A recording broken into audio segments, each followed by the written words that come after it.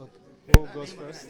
Striking message of hope and unity and optimism for our country. All right, thank you so much, sir, for the time. You have just met with Mr. President. This looks like a very important meeting, going by the people we have here.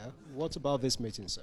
No, I think we had a very, very good meeting, and what we discussed is generally about the economy, food security, security of the nation. We discussed everything in detail, and I think there is the economic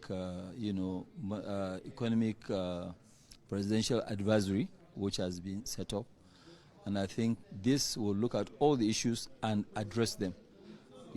Coming from creating job creation, coming from food security, coming from also reflating the economy. So all these things, they've been discussed in detail. I can't give you all the details right now, but we are hopeful, and we're a great nation. We have what it takes to turn around the economy, and we're going to do that.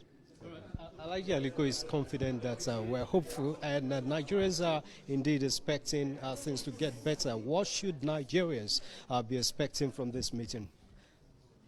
I think, as has just been said, it's a tripartite meeting, and designed to, put heads together and to think together.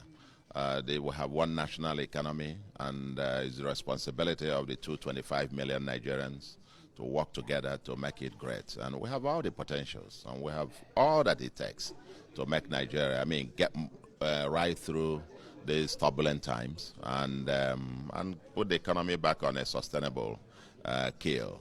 I think there is a unity of purpose, a determination, the sense of patriotism and determination by all to make it happen. And by the special grace of God, it's now the execution. Once it's all got done, executed, and becomes a standing committee that will be meeting from time to time, to evaluate how things are going and make recommendations to Mr. President and to the nation as well. It was open, it was frank, and it was exhaustive. And some of the issues we discussed, for example, like the foreign exchange rate, which we know has always been the problem for the past 2 or 3 months. We have discussed on how to, bring the foreign exchange, the rate down, because we all know that what is happening as regards the foreign exchange is artificial, is manipulative, and thank God, the CBN, is doing quite a lot now. The exchange rate has come down from 1.7 to 1.8 to maybe 1.615 now. And as we all know, everything in Nigeria is indexed to the foreign exchange, especially when it comes to, stuff that we import into the country.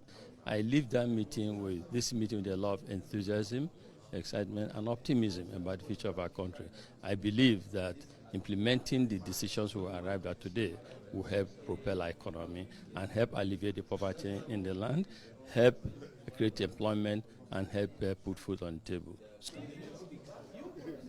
As a governor, I can assure you that all hands are on deck.